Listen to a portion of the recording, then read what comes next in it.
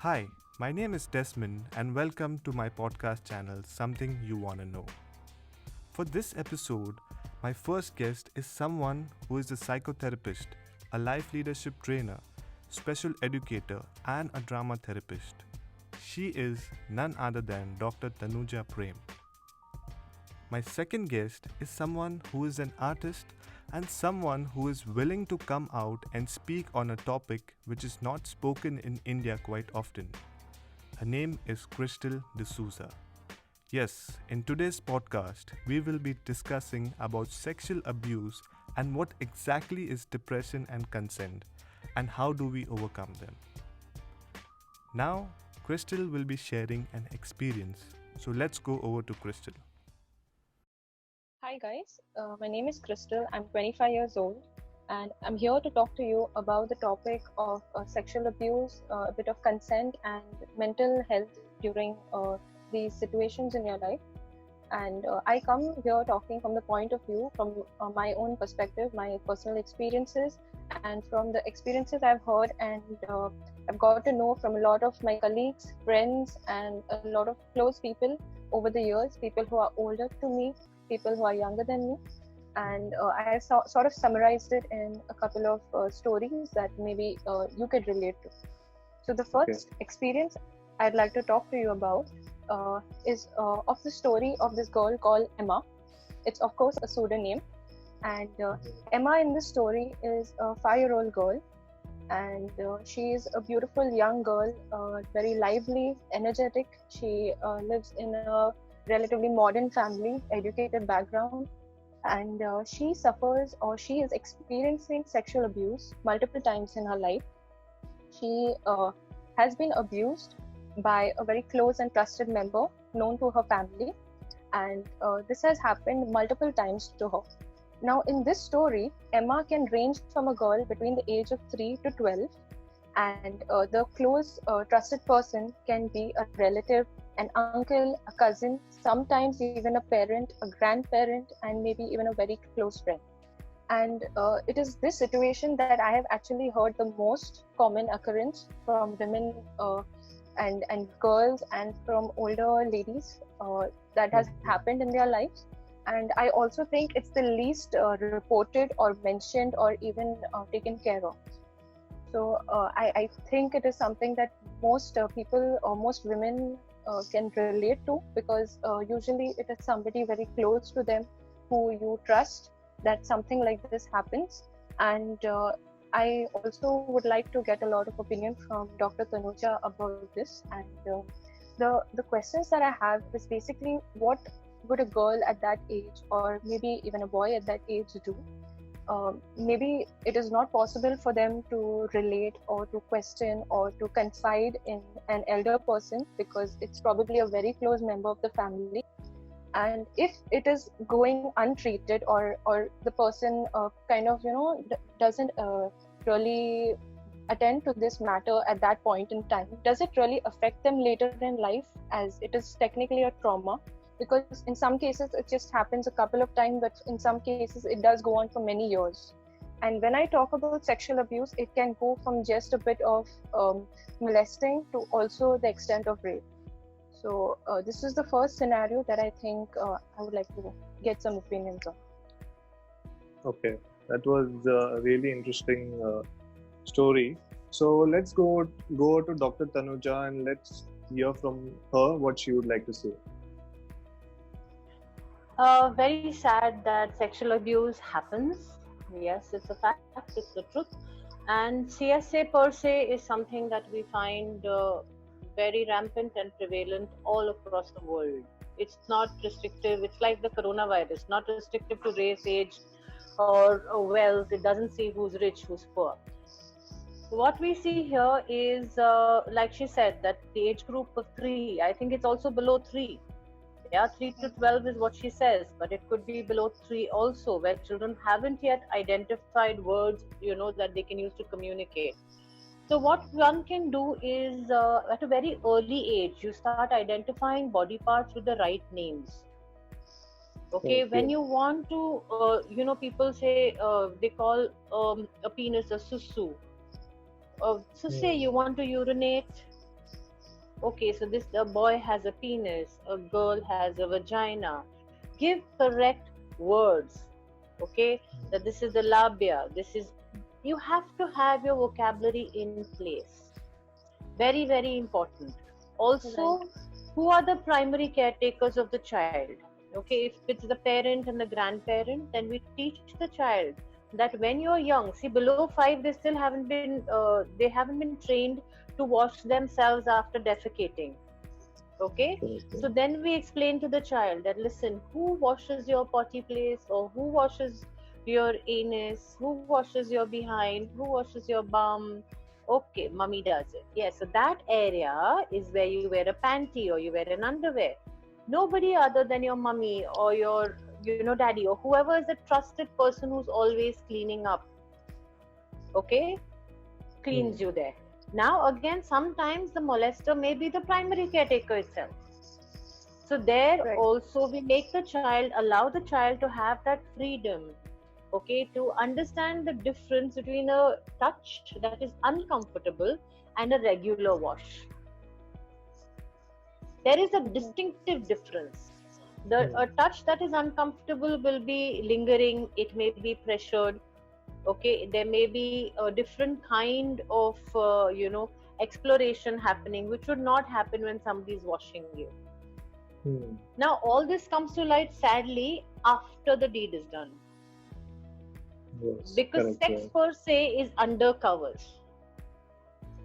And such a young child, how can you talk to them about sex? So taboo. That's not what we are looking at. We want to educate every single human being about being comfortable within their own selves. Yeah, so we need to actually sit down and work with children and explain to them areas in their body where people are not supposed to touch them. The chest region, below the armpits, okay, the underwear space, which is absolutely sacred to them. So this, anybody putting their hand inside should be reported. And there's no shame in it because you're not responsible for it. Okay. So I would just like to ask one question to you guys. As a teenager, why do we fall into this trouble? Like, for example, mental health or sexual abuse or depression. Is it because we don't get proper guidance from our family? Or who is responsible basically for this act? I wish there was a straightforward answer. Sometimes it could be, just lack of sexual opportunities. Sometimes it could be an obsession with sex. In spite of having fulfillment with whichever partner they have, they still may be obsessed with it. It could be that that adult has been molested or abused as a child, and so the story is being taken forward. They think that's just the right thing to do. It's a very warped sense of thought in the perpetrator. There are so many other factors that it's still being looked into and researched and trying to be understood. Basically, what I always say is look at the perpetrator. I announce to the world that child sexual abuse exists. And if anybody is having these kind of thoughts, come forth and seek help. Come, let's talk about it. When you talk about it, you find a solution on how not to act on it. Okay, so that is something. So we first need to identify the perpetrator instead of just screaming about the abuse that has already happened. A lot of people are doing that, but hardly any help is being given to identifying the what if and how to stop it. There is this one friend who I do know who, when she got much older, she did confide in her close relatives about it, that something like this did happen to her. And this one gent did reply in the sense that, why did you allow it to happen? And she was around maybe 4 or 5 years when this incident occurred, but they kind of put the ball in her court, even though she was much older at this time, and said that, why did you let it happen? And at that point, you feel, I can imagine what she must have gone through at that time, and really felt that even if I did bring it to my elders at this time, what do I do about it now? So See, the that is just easiest one. thing to deflect a situation, okay, is to protect the adult around us. And whoever is complaining, you go for that complainant. Okay, so that person gets into a fix on how to respond. Most people in the family don't want to sully the relationship that they share with the others in the family. Okay, and a 4-year-old child, how does he know, how does she know the difference? Okay, ideally, True. what we would say, if it has happened once and the child has realized that I was uncomfortable, then we, encourage and educate the child not to spend alone time with that adult. Okay, and as an adult, if somebody says, "Why did you allow it to happen to you?" The child is not responsible. It is the adult perpetrator who is responsible, or the teenage perpetrator who is responsible. So first, we need to talk to them. The child is being taken care of by a team of people, but that person also needs to be spoken to and corrected so that it doesn't happen again and again and again. Thank you, Dr. Tanuja, for this lovely feedback, and thank you, Crystal, as well. So let's go to the next part. So let's talk about depression. I would like to know something about depression, and with kids nowadays, they are facing a lot of depression. So if Dr. Tanuja can explain what is depression and how we can prevent, getting depressed. Very easy. Depression is a mental illness, okay? Depression is a clinical illness. Okay, so you and I are people who can just keep saying, I am depressed. But actually, are you depressed? A person who's depressed is somebody who has intense, symptoms about it. And it's not something that's so easy to come out of. You need to have medication. You need to be on medication. You need to, it's not so easy, you go for a walk, you meditate, you stay calm. These are suggestions given to people who are depressed. Okay, but it's not physiologically possible for them. It's so difficult for them to even basically sustain their everyday living, because it's an illness that takes you over. Okay. What you can do as a friend is you can speak to the person that you see is slightly more, that concerns you. Figure out with them, try talking to them, try drawing them out. If you feel that yes, this is situation which is persistent, oh my god, he's not getting out of it at all. If you feel that there's a mood swing, sometimes extremely happy, sometimes extremely down in the dumps, what kind of mood swings is that person having? What kind of behavior is that person displaying? Once you observe that, you can immediately inform the family members that this person needs help. Okay, and speak to your friend also. Okay, listen, yaar, I think we need to get our life into order, and let's see a psychiatrist. Let's speak to a psychotherapist. Let's figure out how we can get our life back on track. So once the person is on a medication, then the person starts getting open to talk therapy, and that's what helps. Most times, people have intense sadness and not depression. And they are not. Depression is a term which is thrown around very frequently.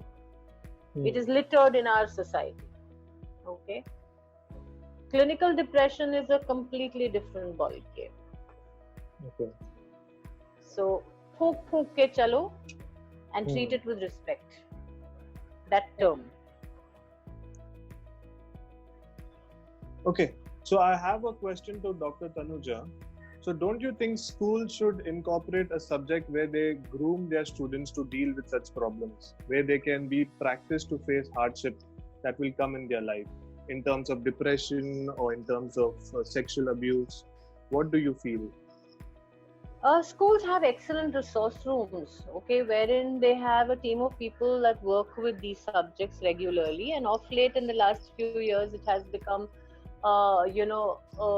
part of their daily routine to work with bullying and other things. And my organization, Education Matters, also runs different initiatives, and we have Make the Right Choice, which we have trained over 9,000 students on these very Okay. topics of anti-bullying, of how to stand up for yourself, on how to recognize sexual abuse within your classroom, how to Hmm. stand up for it, what to do. Okay, all these factors, I mean, are what we worked into our program, and we have been steadily working across schools, and schools are open, welcoming. We work with how to emotionally educate our children. Okay. Yeah, and team members are also very hopeful, and they come forth and say, ma'am, ye wala topic kare. So schools are very supportive. Hmm. There's a change, but change takes its own time. Yeah, it So will. I'm hopeful once Very the true. lockdown opens, we'll have more change coming through. Yeah, that is for sure. Yeah. Yes. So, Crystal, do you have anything else if you would, like to ask Dr. Tanuja? Yeah, sure. Maybe I can get across one question. So Yes. I really do appreciate the change that we are seeing, because honestly, it is a very big difference from the current generations and what we have seen. And many people and almost the society itself is very much open-minded towards talking, towards listening to these topics. They are educating themselves as well, but there is still a generational gap, because today's kids do get educated in these topics, but the adults themselves have probably not got this education. And then again, we have this conflict of understanding of maybe things like consent. So this is Hmm. something also which I think is a very important topic, because many people don't realize the meaning of having the age of consent, especially with how it works in the law. It is 18 years of age, if people don't know, and Hmm. it applies to both boys and girls. So this is something very crucial, I think, because nowadays children, even as they date, if there's a child who's probably 15 or 17 years of age is dating somebody who's around 25, it is technically, according to our law, not right.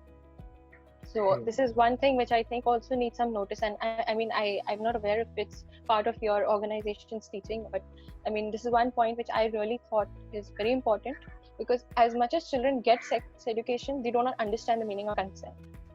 So this is really something which I feel is important. The human body also needs to be developmentally ready, which it starts Mm-hmm. getting after the age of 18. Okay, Okay. physically Mm-hmm. you're ready to indulge in sex. Okay, maybe anatomically you're ready. Hmm. All right, but for it to be a safe process, for it to be a process where conditioning is different, there's a lot more that goes to it. And consent is not only between 18 and 25 or any such age group. Consent has to be for Yeah, yeah, life. It has to be in a right. relationship. Consent means respect. Mm-hmm. Okay, even if you're married to somebody and that person says, hello, I'm not interested in intercourse right now, the spouse Okay. needs to be respectful and say, okay.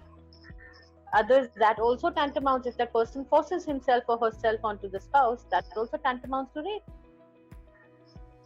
So consent across all ages is very, very important. So this is something Okay. that we need to work very actively about.